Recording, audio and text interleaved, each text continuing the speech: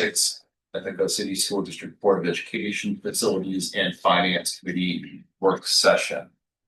So first on the agenda, well, is public comment. Before we get there, let me say Miss Yearwood is joining us Zoom or some kind of remote. Let's get her up on the.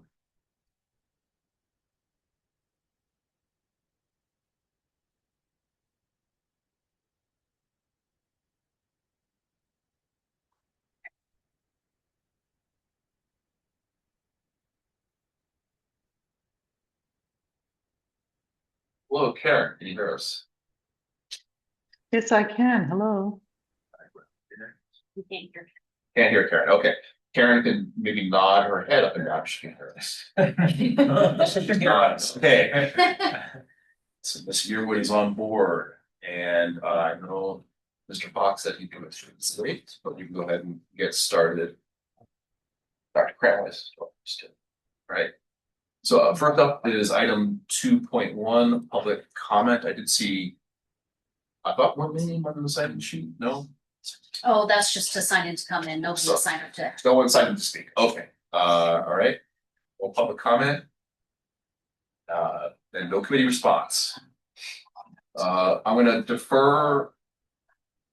Well, we have Karen here, so I think we can approve the minutes. We have to agree. So I had no problem with the minutes. Karen, you want to nod your head if you're okay with them? Yes, they are okay.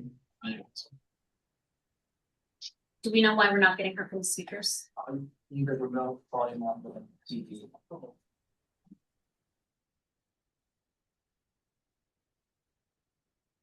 So computer.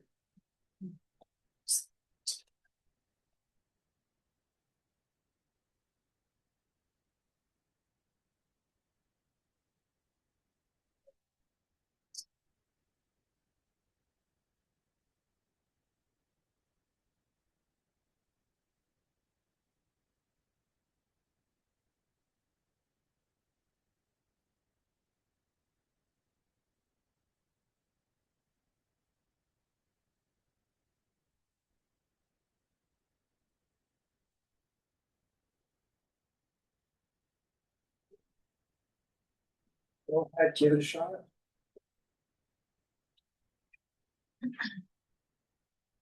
Karen, go ahead and try and say something. I agree with the minutes. Oh.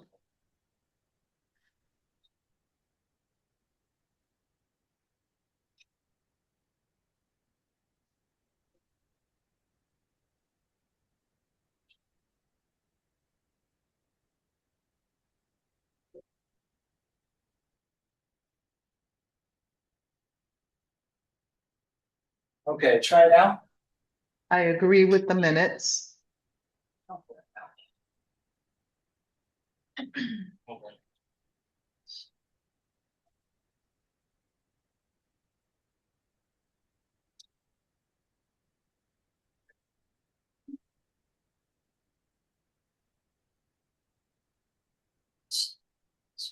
Get that out the bottom.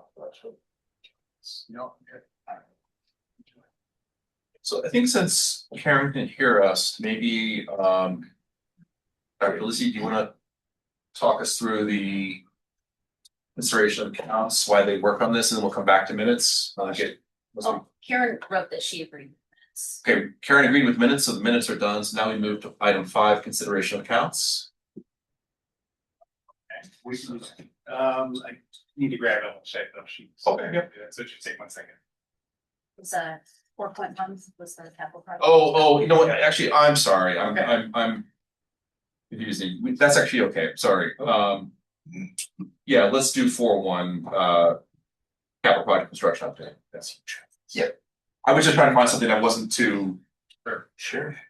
But if Karen's good, we can go ahead as planned. So let's do that. Yeah. So I have a brief PowerPoint, mainly just some photos of the active construction that we have. And for those in the room and online that are joining, again, I'm Travis Randall. I'm with Campus Construction Management Group, and we're managing the active construction projects that are ongoing throughout the district. And the updates that I have for this evening are primarily here at the high school for this for the STEM improvements. And so I'll go ahead and begin. I got a couple of slides here, just with some photos. This first photo is exterior STEM additions. This is the auto shop and kind of open STEM area. Exterior kind of bricks complete. You can see there's the aluminum kind of storefront window system is still there's still a temporary construction in those openings.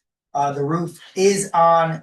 The soffit below the roof still remains incomplete, but is scheduled to be completed prior to turnover this at the end of June. The second photo is just representative of some of the interior aluminum kind of curtain wall framing with glazing. The glazing that we've installed is that electrochromatic glass. It is switchable, so it glazes over so that for privacy, and then you can turn it on and it goes clear so you can see through it. Also, here's from inside of the open STEM shop with the high ceiling, just kind of some casework that's getting installed in that space. Next photo is a corridor that's leading into the STEM area, student lockers getting installed there. A lot of these photos, you'll see what we consider kind of finishes, kind of the broad construction is getting so that it's built out, and we're starting to install finished type work. This next photo is inside one of the computer classrooms, and you can see there's some casework on the wall and also countertop kind of student workstations.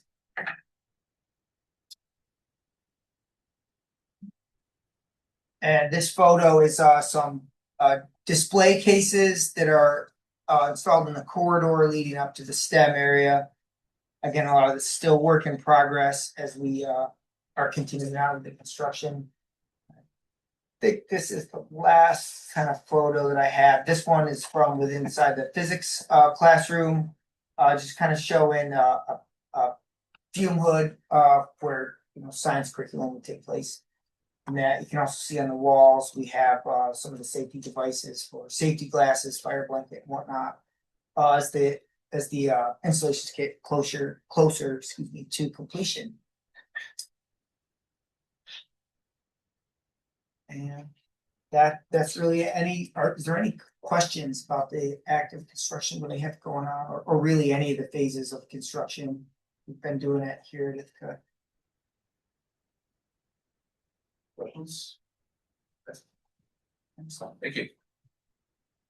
Let's go to 4-2. All right, I am Katie Hart, Public Information Specialist. I'm going to give just an overview of communications for the capital project, what we've done and what we have coming up. So we've been meeting with Tetra Tech and campus construction for a couple months now, and we had the postcards mailed out in February, and we posted 3 of the community conversations so far, and we have 3 more coming up. The next one is tomorrow at GIAC.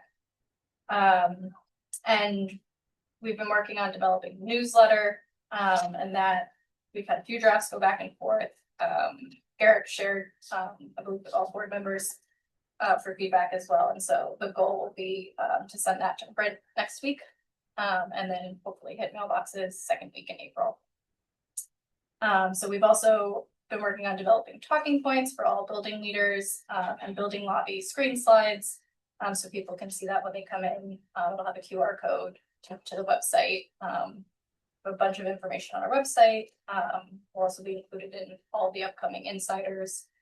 We've started rolling out social media, and we're meeting with OICM tomorrow.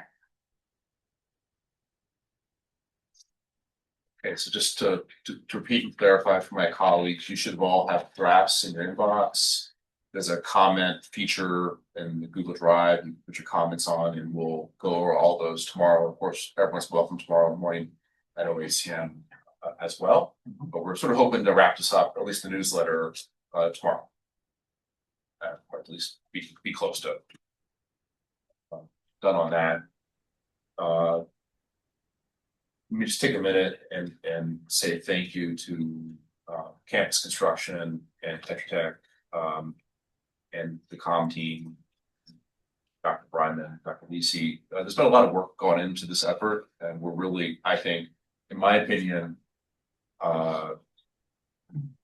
making an important and large effort to get as much information to the public as early as possible. So we've done 3 of the 6 information sessions, very detailed newsletter, very detailed website. We've got video clips from financial experts to explain a lot of things.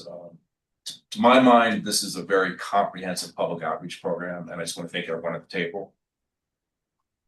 Karen. Please, Karen. Yes, can you hear me? Why? 1 second, Karen. Parker's gonna try and make it work.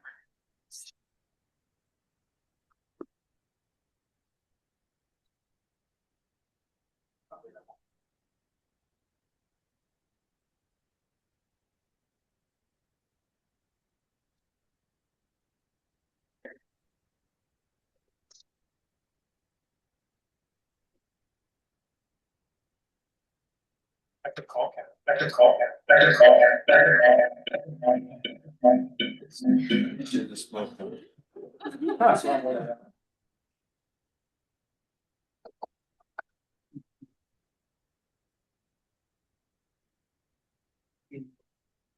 In user, I mean, like, user room for mine, if you could turn it on over here. I'm not pulling it up on my phone. Okay, she is going into the stream. Okay. But I can turn on, but then I just get it recurring echo with mice in the room. So should we mute her or something? I can mute the room, but I have to be over there. That's, I'll do whatever I'm told. Karen, can you try and Happy to speak call. now? All right, can you hear me?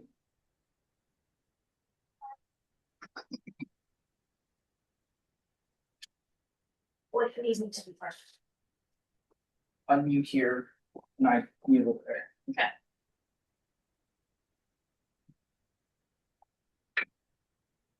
Ready?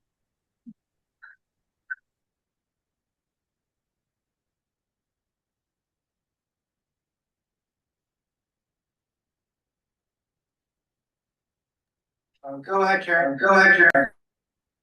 Okay, can you hear me now? Okay, all right. So this one pager that's in board docs is different from the 4-pager that you sent Garrick earlier today. Is this the one that Katie stated is going out, the 1-pager, or is it the newsletter, the 4-pager?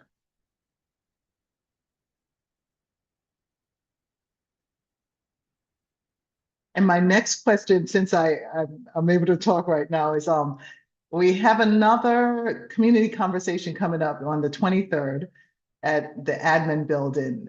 Would we consider doing a hybrid one? And it depends on how was the turnout of the community conversation yesterday.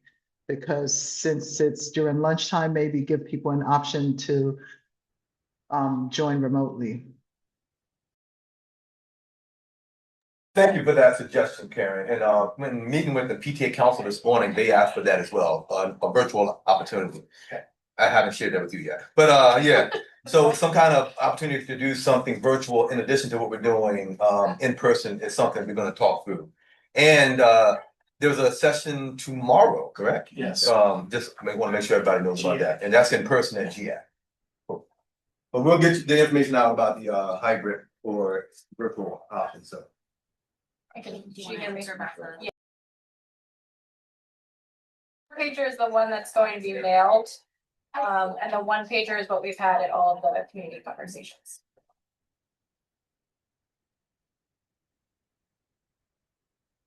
We're happy to talk a little bit about how they've been going. If you want us to jump in. Okay, so we've had 3 meetings so far, one at the admin building, one at the Danby Fire Hall, or 2 at the admin building, sorry. And we've had somewhat lower turnout, but we've had some positive comments.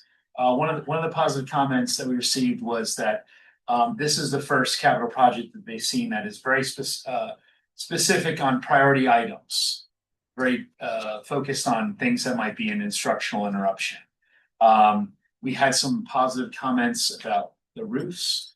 And then we did get some feedback. Some of the feedback was on the first meeting, we got some feedback about adding more pictures, which we did for later presentations. We had some questions about the roof, and then we had some questions about project funds, which Dr. Lisi answered very well. Chris, are some things that I'm leaving out from positives or feedback that we received? Folks always want to know the tax impact, and so we'll talk about that.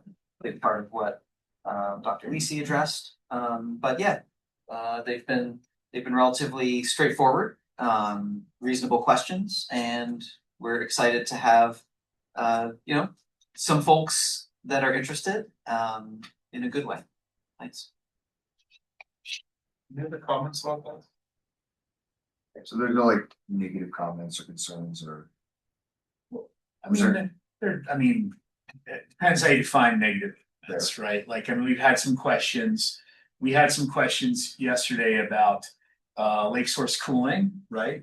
And if Cornell was supporting us around lake source cooling, and then I spoke about how Cornell did want to expand the lake source cooling project, but the DEC stopped the expansion of the project.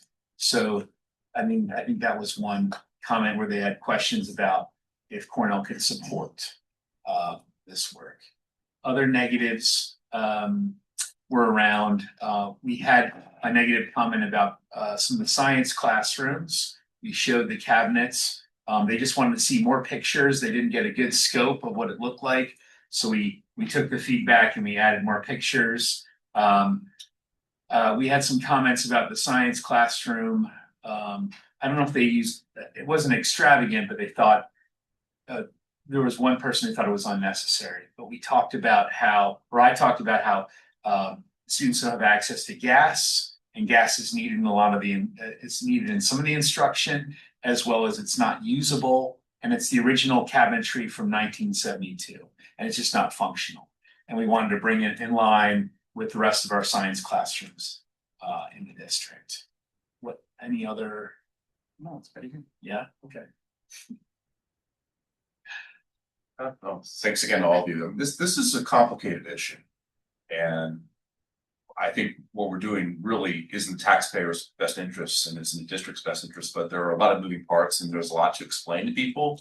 A lot of folks just see the number, and it seems like a lot. So I think this work is really important to get the information out to the public.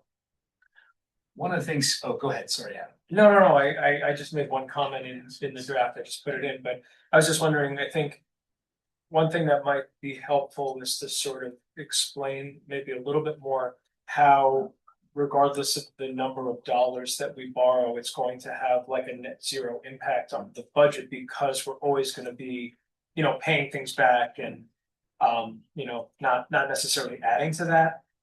So anyway, I just made one rewrite to one sentence that might be helpful or something to add. But I feel like that might be the point, just to your point, when people say like, oh my God, $43.9 million, it's like, okay, yes, but it isn't going to make it that we have to collect more taxes because we do this every year and we're just going to kind of replicate what we're doing. So, yes and no though, right? I mean, if we borrow an extra 20 million, we're paying interest on that and we're paying like so. It does impact it, but I know that we're trying to be at that 7%. Right. But I just want to be mindful of like how we word that, because it does actually impact it. Like we're just trying to maintain it, right, Dom? Is that helpful? We're trying to maintain it, yeah. I mean, stability in terms of our debt is critically important. So that's why we've set that 7% limit to the budget within the budget. Yeah. Obviously, that's a snapshot of time. It can fluctuate a little bit because of the interest and so on. But to your point, yes and no. So I think our goal is to stay at that 7%, because the more that flexes, the more that can impact our bond rate. So we want to keep that stable. Well, you're Yeah. right in the sense of if we just stop borrowing, if we did no more projects ever again, then the debt would go down and Right. the budget would go down. Right. Yeah, that's fair. So I mean, this is a point, a nuanced point Yeah. that we've gone over a few times. So superficially, if we didn't borrow, or I gotta be careful, we're not being borrowing the money, we're just requesting permission to borrow the money. If we didn't borrow the money, there would be less debt and then less debt servicing. But I think the important thing to understand is that the maintenance doesn't go away. Right? The leaky roofs remain. And then we save money, if you will, on the debt servicing, but we lose money in the sense that the assets that the public has entrusted us to look after are going to decline in value because they're not being maintained. So I you know, it's hard to know what's exactly the best language, but I don't think it's in taxpayers' interest for us to not maintain buildings. So Let's put I- let's put a placeholder here for our budget conversation next, where we we talk about revenue. Because we're generating revenue when we borrow as well, and that's a key point. It does impact our tax cap. It is a revenue generation for us that we have counted on for decades. So we'll bring that up at our next conversation, but if not borrowing, Yes. this does impact us in a lot of other ways. Yes, Yeah. it is super nuanced. Yeah. Yeah, there's the state rebate, which is Yeah. important, there's our credit rating, which is, so maybe I'm getting ahead of ourselves, we'll save this for later, but there's a lot of moving parts. I would just say also, it's the 7% is our target, Yes. it's not a limit, the limit I believe is like 10 or something, and we could have a higher debt servicing. We think 7% is where we want to be, so I just want to be clear about that, it's not a limit, it's a target. I don't want to belabor this, but I think this is an important point too, while Chris is here, because he's the gentleman that works out our costs in terms of construction, right? Just in terms of inflationary increases as it relates to construction costs, increased about 6% this year on average, right? Our bond interest is lower than that. So if we delay maintenance for 3 years, you can look at that compounded interest rather than taking on the project now and using those capital funds and also benefiting from the aid. So theoretically, right, but from an interest standpoint alone, that's not accurate. So I should at least share that. I'll add also that it was sort of broached that you could spend less on debt service. Presumably, you would be doing less work on your buildings. And presumably, you would be needing to do that work, like roofs, at some point. So you can do it in the future at a higher cost. Also, if you need to increase your expenditures for capital project work, there's a capital exclusion that Dom could talk more about, there's formulas, but the state basically incentivizes a consistent level of expenditure. So it may feel good when you're spending less, but when you have to sort of catch up, that affects your tax levy, things like that, in a way that that is not usually palatable. So keeping it steady is supported by the way New York State financing tends to work. Say not to get too far ahead, but we do have Ben from Fiscal Advisors. I don't know where we are on that, but we've been playing around with some clips from an independent expert, kind of talking through some of the more nuanced issues of the finances. I don't know if we're going to go forward with that or not, but that's something we're at least considering. I just have one other question. Do we know, I mean, that's just, as we're talking about this, is making me think about it. Because it is a good argument to be made that, a lot of this is for improvement and we have to make the improvement at some point, so we may as well do it now as opposed to later. I guess not 100% of the capital project is, fixing things that are crumbling. Some things are just, glossing up things that we would like. I guess I was just kind of wondering what percentage, if we like as a talking point, how much of what we're requesting as far as this limit goes is for just maintenance and repair, versus like a little bit of bells and whistles that we want to extra. Because like I'm looking at the list, right? Like replacing roofing, obviously we have to replace roofing. That's no fun. That's just maintenance. So I'm just curious if we were gonna, if we were gonna respond to somebody where they say, well, you could borrow less, then you might lower the budget. How many items are in the bells and whistles category? We don't have a lot Well, that kind of Yeah. depends on what you consider Your is operational functioning casework with drawer fronts, a bell and a whistle. There are I don't. you know, I think there's different priorities for sure, but it's fire alarms so that we don't have instructional. That's a bell.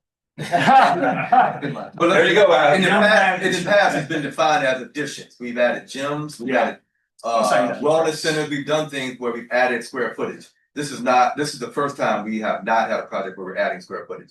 So this I would frame as this is maintenance, deferred maintenance. I would even use that term.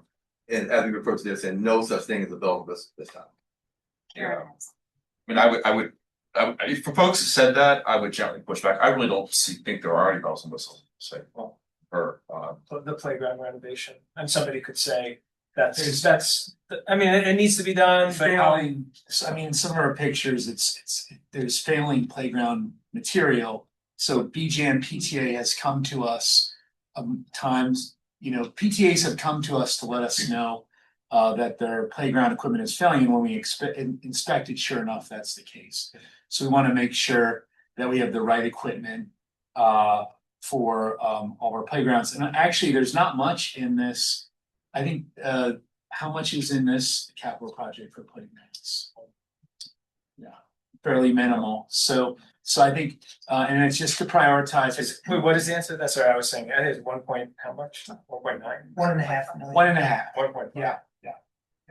But it's to look at, it's not for one playground, it's to look at multiple playgrounds and different failing equipment. Yeah. No, it's 1.5. Okay. Cross my. So let's. it's a good roll with. Karen's not her. For your. No. So let's turn to Karen. Karen. I must confess, I cringe at saying words like bells and whistles and glossy things, because what this capital project is doing is not doing any bells and whistles whatsoever. And even, thank you, Dan, for bringing up some feedback from prior community conversations, and where an individual had stated about the science room, oh, is it really needed? And what kind of material are you getting and so forth. And these are students we're talking about, where we know that they'll have Bunsen burners on and so forth. So we have to get the appropriate material. So a lot of the capital project at this time around is maintenance and continued maintenance for the longevity of these buildings, our assets. So I would encourage us all to, I'm not saying that everyone in the community has to agree, but for people to come out and see what's happening at these community conversations, the FAQ pages and so forth, to address whatever concerns, because, yeah, thanks. Like for children who are disabled, so we can provide access for them for bathrooms. The geothermal, which is a larger ticket item, we had to pivot because of some issues with Cornell not being able to expand the lake source cooling, and we know there's some benefit to this. So I don't know what would be on this list, which would be glossy or which would have bells and whistles. So maybe I would suggest that we move on and just put a pin on this, and let's follow Dr. Brown's suggestion. We come back to the financial discussion. We can dive in a little bit more. This is a little tricky because we're talking about the public relations effort around the financial issue. So it's the two issues are related. Let's save it till the financial section. So thank you. Thanks. And that brings us to consideration of accounts.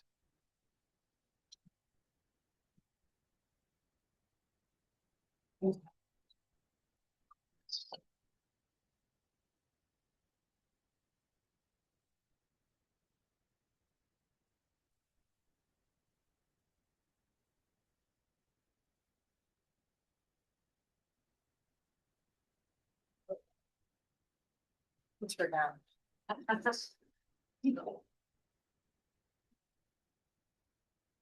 Just in case. Thank you.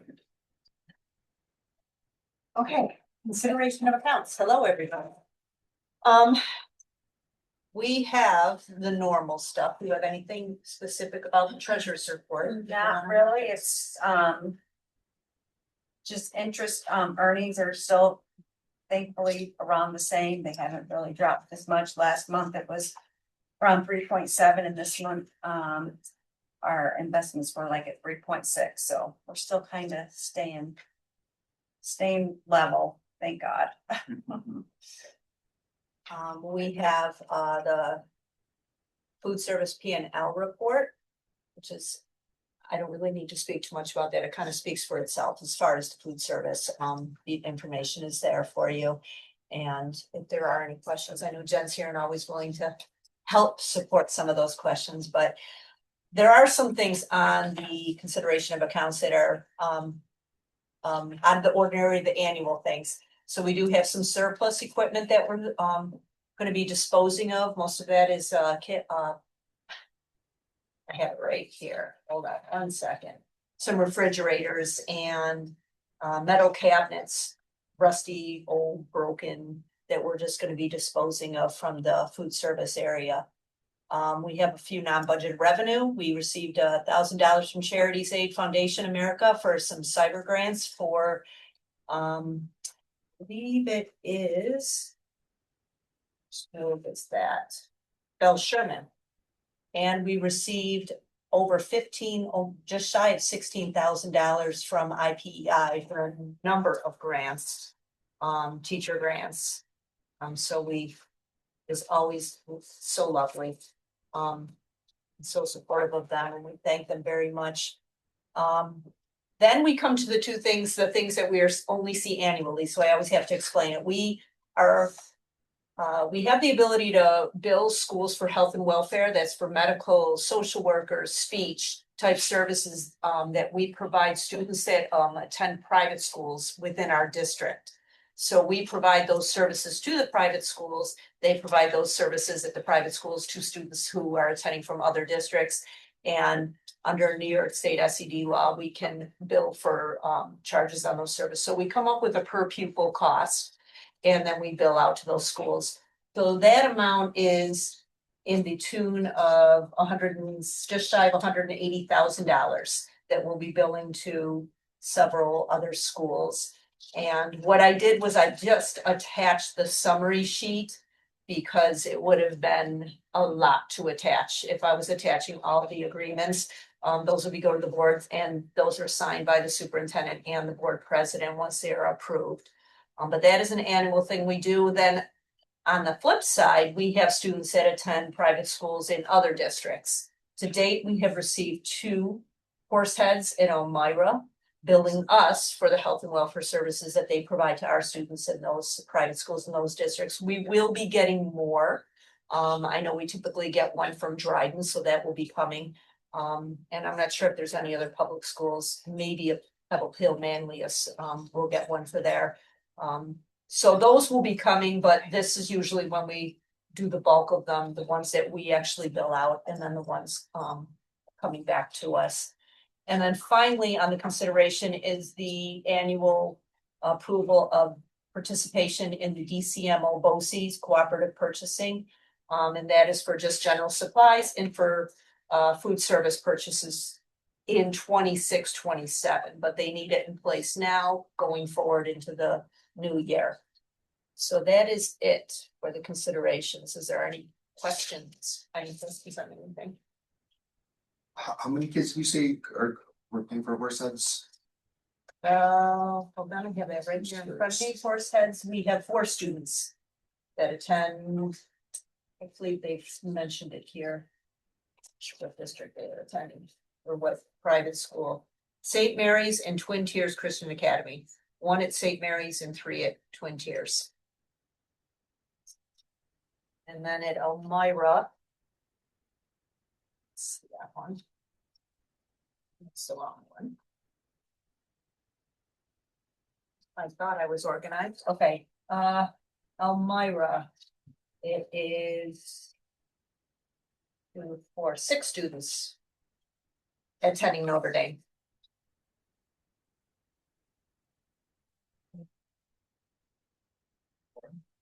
Okay. It's a little harder for Karen to speak. Usually she's the one who is so gracious and rather thought. Always remembers to be thankful to our external donors who have been and continue to be very generous. So I want to say thank you to them. IPEI, I mean, how many districts could be so fortunate to have such a steadfast partner? So thank them. Absolutely. And that is it. All I got. Very good. Thank you, Karen. Well, I didn't mention the transfers, but that's typical. Nothing out of the ordinary. Sorry about that. Okay, then can we move on to item 6? All right, very good. So we have 6.1 budget expenditures, 6.2 capital reserve referendum, and I'm gonna ask Dr. Lisi lead our discussion. Will do. Thank you so much. I think with our last Facilities and Finance Committee meeting, we talked about the way that we would be sharing the budget this year with the public. And there's a slight change to that. We're still going to obviously maintain the website and all of our presentations and the general information will still be on there. We're using a new application though that we thought would be a very concise way of sharing the budget process and the information, the way that it sort of tells the story of how we approach it. We find it to be very transparent, provides a great deal more information than we typically have done. So we're going to show you that this evening. And we believe after the next board meeting, the link for this will then be online so folks can actually view it themselves. It is a highly interactive application as well, so you'll be able to dig in a little bit further than you might otherwise be able to do. So it's referred to as the budget book. You may hear us use that term as we move along. So I'll kind of walk you through some of the ancillary pieces of this, kind of cover and so on. Our mission and vision, of course, important to what we do. All of our schools, Board of Education, your bios are here. Edits, please let us know. And before I go any further, I do want to thank our PR and communications team for helping us put this together. They put a great deal of work into this, as well as Emily Scheib, who has spent countless hours tuning and counting involved in what you're about to see. So shout out to those folks for doing this. Our organization. So all of our basic district-wide information is here, folks to see. Our budget vote timeline is here as well. And the propositions for this year's vote. At the very bottom, and we were talking about the capital project, you'll find a link here to the information. Obviously, there's a great deal more available, and that link will take folks there to see it and to see what the capital project's all about, including the financing aspects as well. So we'll get into the financials.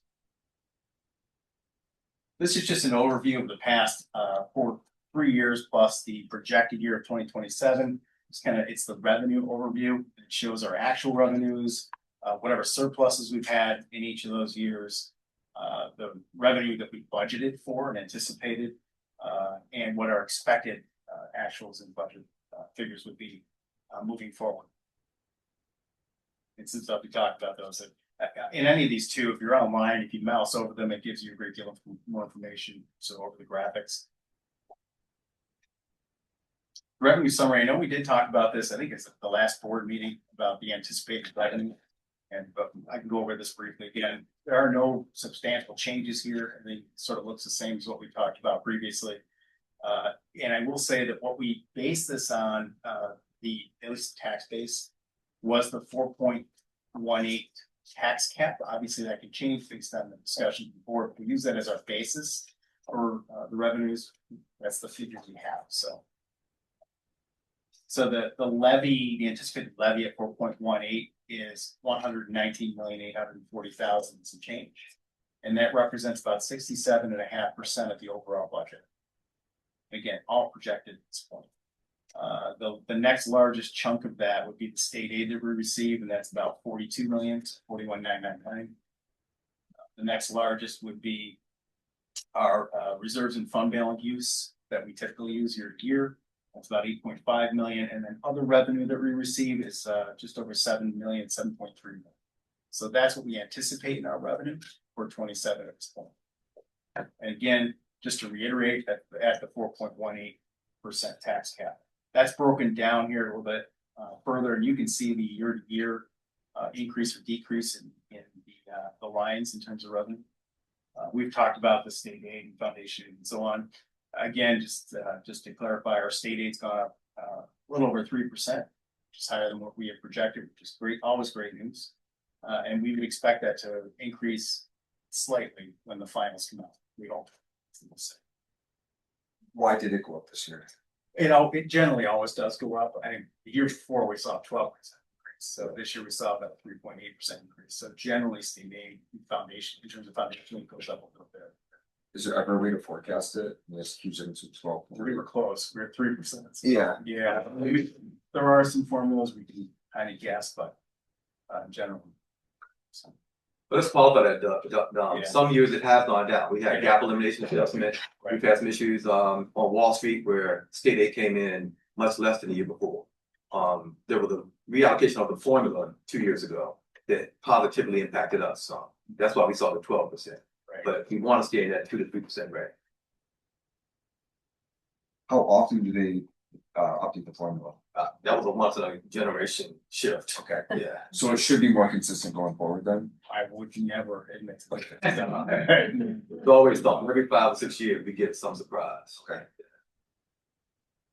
It also depends on what they use as a calculation, so the wealth ratio and so on. I'm not sure when they grab that Right. would change something.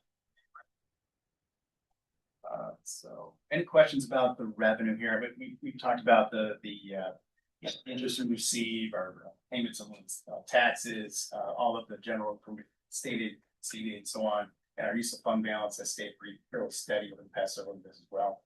But this is generally what we consider our revenue being. And so the budget, again, at the bottom that we're projecting also hasn't changed since the last time we reported. We anticipate the budget to be 177.6 million. And that's an overall increase of 5.09% from the previous year.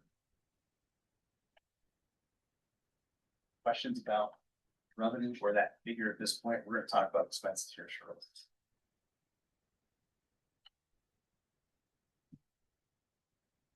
So we are obligated to report in terms of a 3-part budget. It makes us important. Shows larger.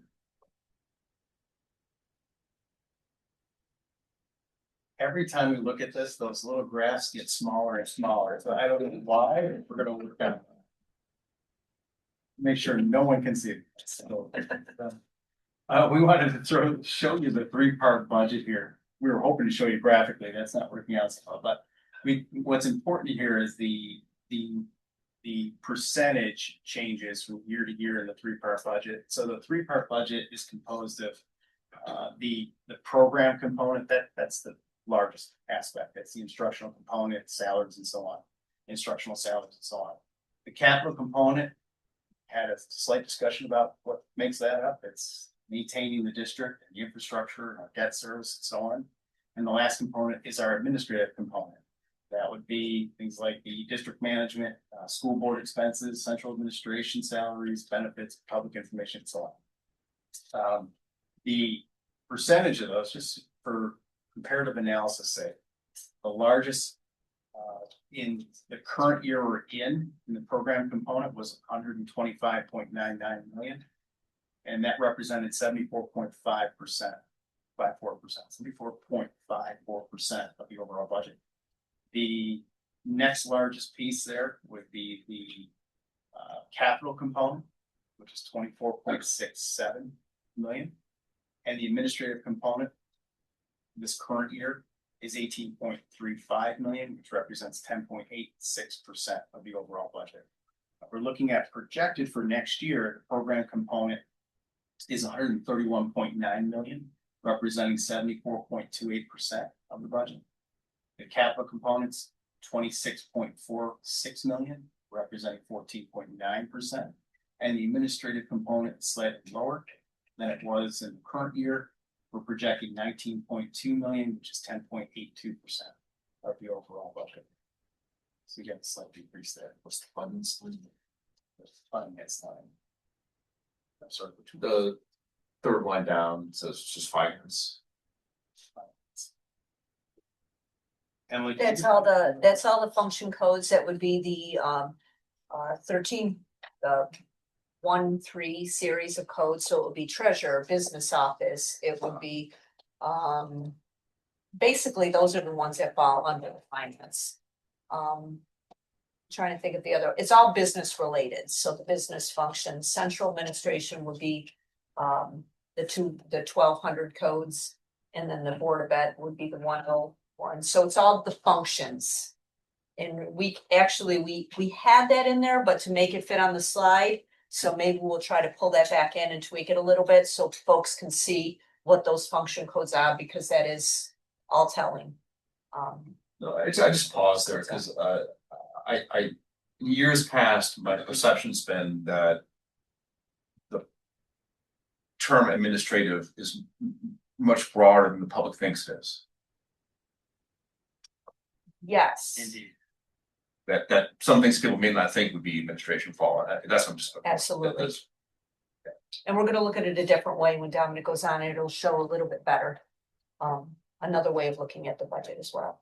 One of the benefits of this way of showing the public is it breaks it down into a number of different ways. Because we've been asked, what do these different things mean and how do they break down? So we start at the very top at the 30,000-foot level with the budget number itself, break it down to 3-part budget. This is the next level, and we'll continue doing that. So 2 years ago, we were asked to look at that administrative item and get a sense of how it compares to other districts. And we found that typically it's around 14 or 15% overall for the administrative line in our budget. And ours is at 10. Is that what I'm hearing? Yeah. So from my perspective, that's significantly lower than our peers, or when comparing to other small city school districts or any school district, have a 10% administrative line item. it's also the second year in a row we've reduced that. Yeah. Overall. But that's the reason I'm asking is I think there's a lot more that goes in that 10% than people realize. So I'm getting that. Oh, absolutely. You think it'd be beneficial to break it out even further, so that way it's not just those 3 categories and that the administrative was more granular? It is, it's here. This is, Right. there's the admin line, and this breaks it down. It shows you what's part of that admin line in both years, and you can compare those 2 sides. And it will break down even further in the next slide as well. And Todd, this is how the state requires us to present the budget, is in a 3-part Got it. budget. So this is in compliance with what the state Okay.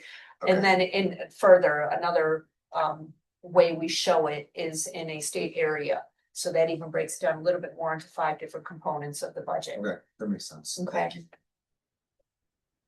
Wait, can you go back? Sure. Maybe. One more. Up.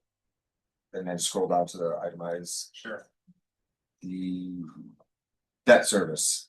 So we've got 11,536,000 and 12,679,000. Yeah, no, so glad you brought that up. So let's go back to revenue real quick, because we've got to associate that with the revenue as well, right? So our building aid is 3 to 5 million, depending on what we submit for completed projects. So if that falls off, so will the aid will fall off as well. So if we have, let's say we have a project, a roof comes up that we didn't anticipate, and we're talking, I'm going to make this up, a $10 million roof that shows up. Now that's going to spike. That expense would be in full without aid if this drops. And then we have to wait for that aid to come on, which could take years. So that's one of the aspects of this thing.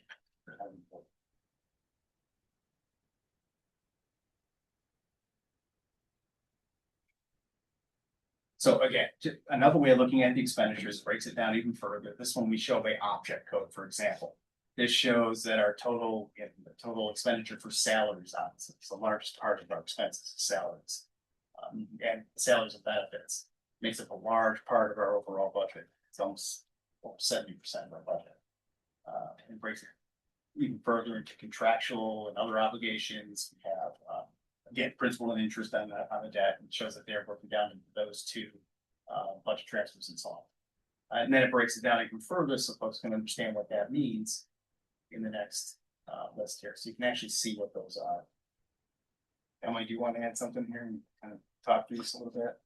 This is just actually it really is getting to the nitty-gritty, the line by line type. without being as messy as we used to present it. It's very difficult to present this information in a clean way. I'm not saying it used to be messy, but it can get very difficult to read. So we're hoping that this is a little bit easier to show the differences between the non-instructional salary. And again, it's going down, and even though it's not showing up on this, it is like carving out the electricity, the water, the telephone, the natural gas you're seeing there. Those all fall in within our facilities and our operations and maintenance budgets. So I mean, so it is a more detailed look by the category as opposed to showing it in numbers.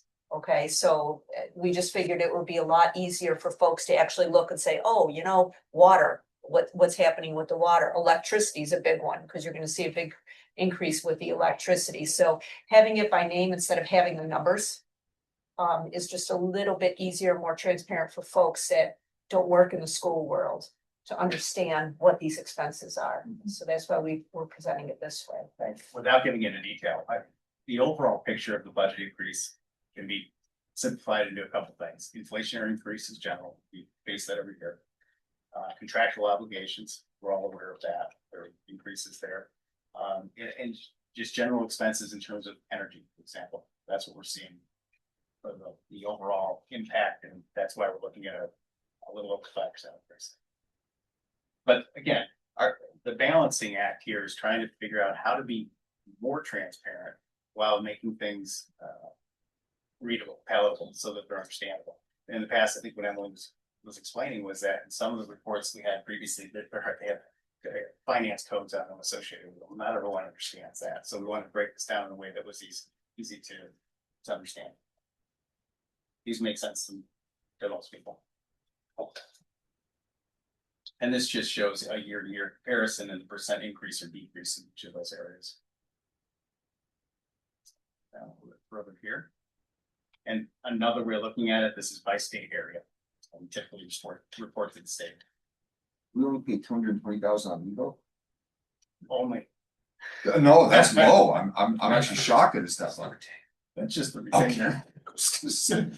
You guys are doing good. Yeah. Okay. So.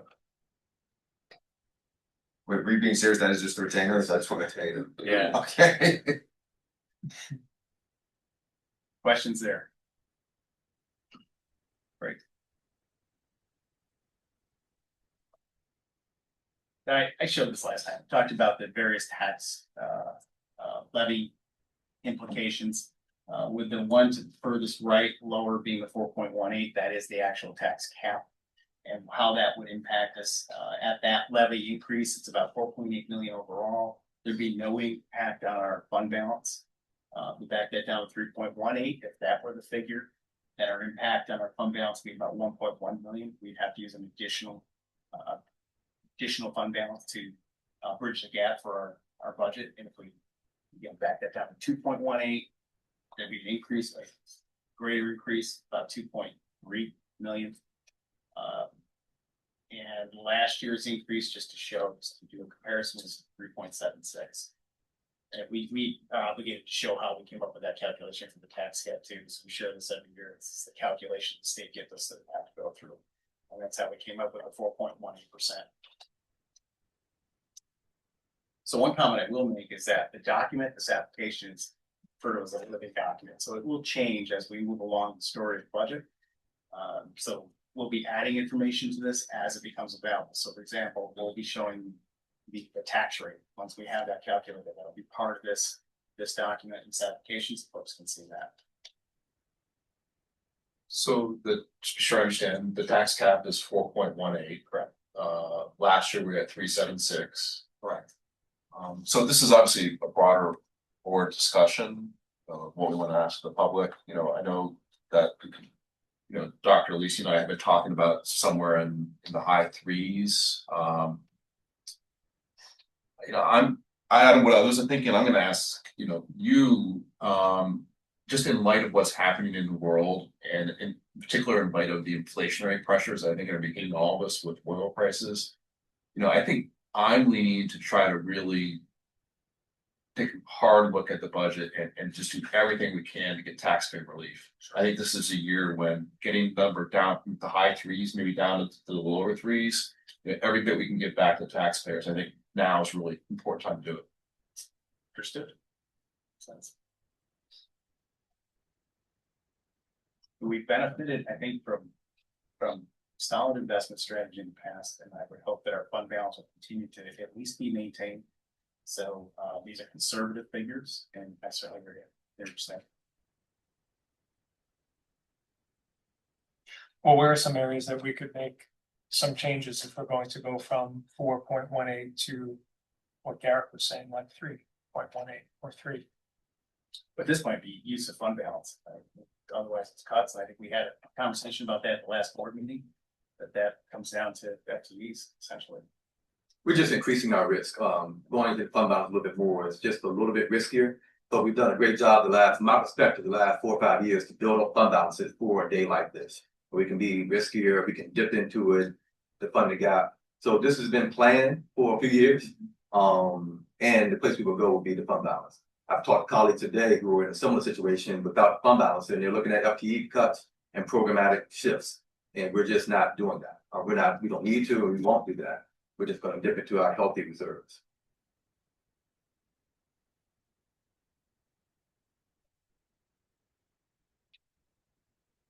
Any other questions? Okay. No. Karen? Karen, go.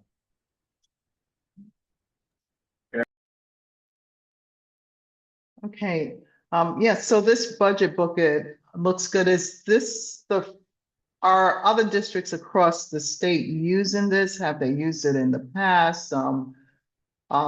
Did they find it to be interactive, that community members truly did engage with it? We actually use district as a model for this. Obviously, with any software, anything of this nature, it's trial period, but we hope that we'll provide more transparency and an opportunity to interact at a higher level with the budget process. That's certainly our goal. I would just add, Dr. Lisi showed me a demonstration of this, and I thought it was a great tool and really helps the public understand how their money's being spent. I'd also add, just as part of our OACM discussion, both on the capital campaign, I think the same would apply for the budget. I went through a number of school districts in our area and looked at what information they had. And in my view, this district is really the leader in transparency and leader in providing information to the public. I didn't come up with any other districts that are even close to us in terms of making information available to the public. So hats off to the comm team for that. I think we're doing well. There are a couple other TST component districts that are using the ClearGov program now. So I think you're going to see more districts tapping into this program because it is more intuitive and transparent than having all those different types of Excel and PDF, all those PDF files of the past. But we are very open to that. We're also learning in the process how to use it. So any feedback folks might have, we would love to hear. So yep. Okay, I think that's my cue to ask another question. But just to a point that what Emily had stated about when Dom introduced this and said more transparency, I was wondering, okay, were we not transparent before? But when Emily clarified, like with the codes, that you could see specific numbers, expense and revenue number for each line items instead of the codes, which was confusing to people. So thank you. Yeah, thank you for venturing out and choosing this. Clearly having plain English instead of codes is helpful. I mean, I don't think there's ever been an issue of the information, but like the FAQs, for example, it's helping people analyze the information. I mean, just dumping a lot of information on people is not the same as sort of anticipating the questions they have and then proactively giving them answers. And I think that's what we're doing well.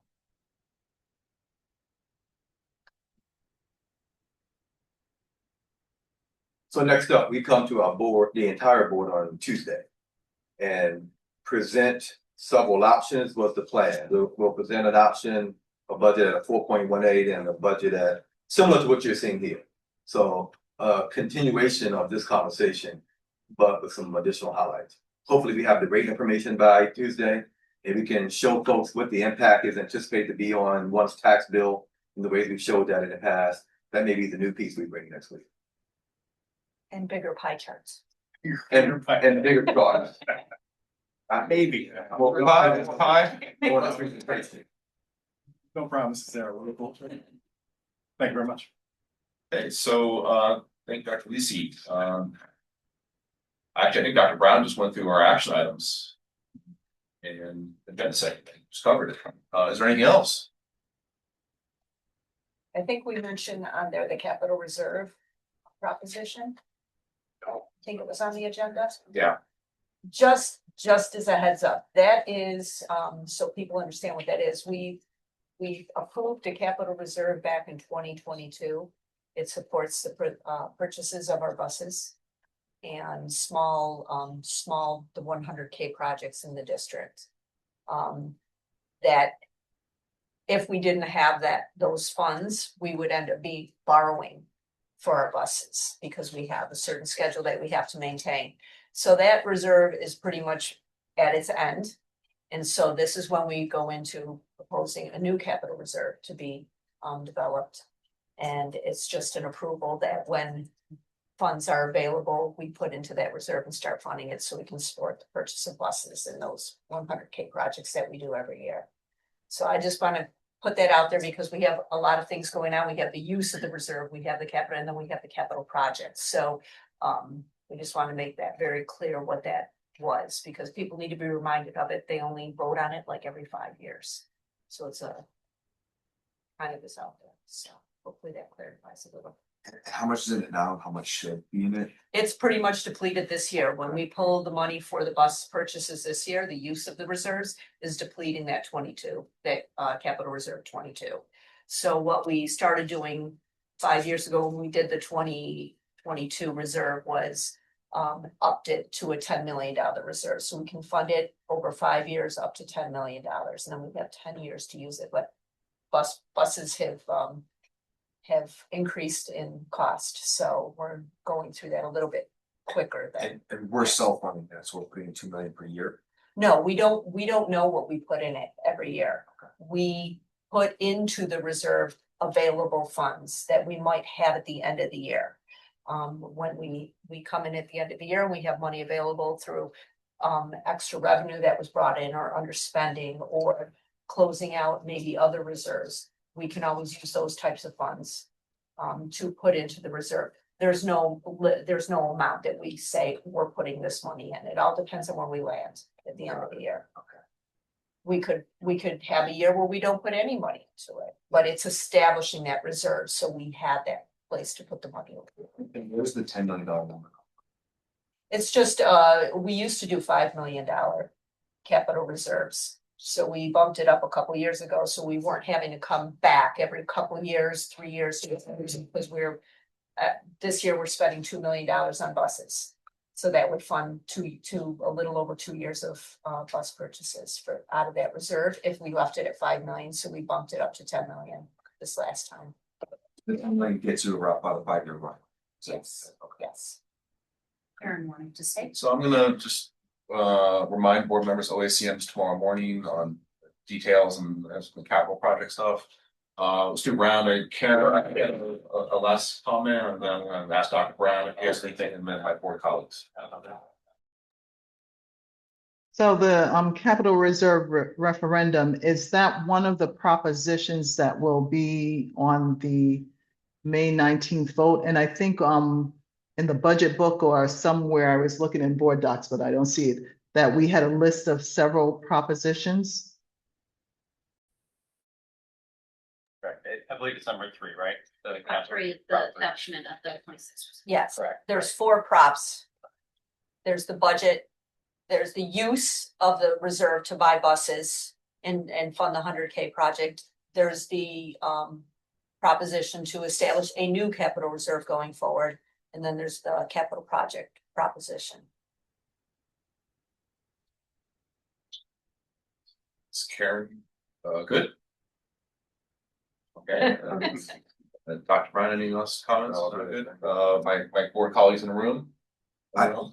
The buses, is that like typically what we go through? Those are the normal buses or those are the electric So buses? no, so we have, Bob's here too. I think we have close to 90 buses in our fleet right now. Right, and they have a 10-year lifespan, so we're Okay. on a regular rotation. Okay, that makes sense. We're not, I think Emily mentioned this, we're not guaranteed we're gonna have the fund the 10 million, but we want to make sure we have enough to cover that rotation. Okay, thank you. And they're liquid propane, the buses. All right, that brings us to agenda item 9, adjournment. Thank you, everyone. Yeah. Thank you.